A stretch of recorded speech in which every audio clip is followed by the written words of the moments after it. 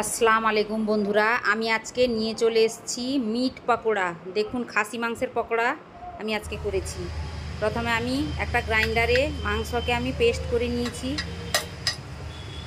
বেশি কিন্তু পেস্ট করা যাবে না, দরবাটা মতো করতে হবে। এরপরে আমি নিয়ে নিচ্ছি গ্রেট করা পেঁয়াজ। রেসিপিটা অবশ্যই ট্রাই করবেন। এরপরে নিয়ে নিচ্ছি আমি টমেটো কুচি, এরপরে লঙ্কা কুচি, তারপরে নিয়ে নিচ্ছি লবণ,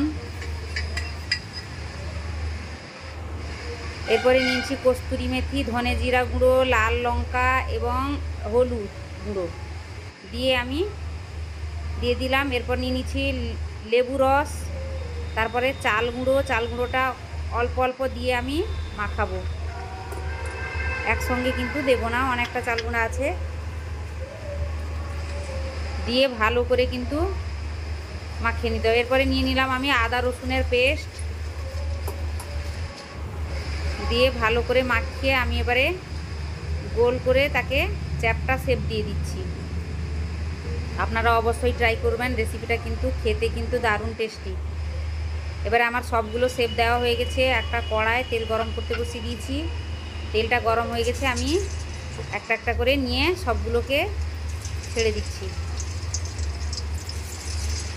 এবারে ভালো করে লাল লাল করে কিন্তু ভেজে নেব। রেসিপিটা কিন্তু দারুণ টেস্টি, অবশ্যই ট্রাই করবেন। এটা খুবই ইজি রেসিপি। দেখুন, এবারে কিন্তু লাল লাল মতো হয়ে গেছে। আমি একটা একটা করে সবটা তুলে নিচ্ছি।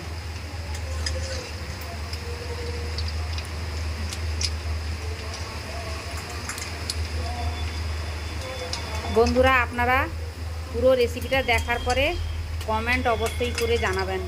কমেন্ট শুনলে কিন্তু আপনারা কমেন্ট করলে কিন্তু আমার নতুন নতুন ভিডিও দিতে অনেক ভালো লাগে। অবশ্যই কমেন্ট করবেন। দেখুন, আমার রেডি হয়ে গেছে। এবারে আমি একে একে সবগুলো পকোড়াকে আমি ছেঁকে নিচ্ছি। রেসিপিটা ভালো লাগলে লাইক করুন, কমেন্ট করুন, শেয়ার করুন এবং সাবস্ক্রাইব অবশ্যই করবেন। নিচে দেওয়া বেল আইকনটি ক্লিক করবেন নতুন রেসিপি পাওয়ার জন্য, কিন্তু সাবস্ক্রাইব করতে ভুলবেন না।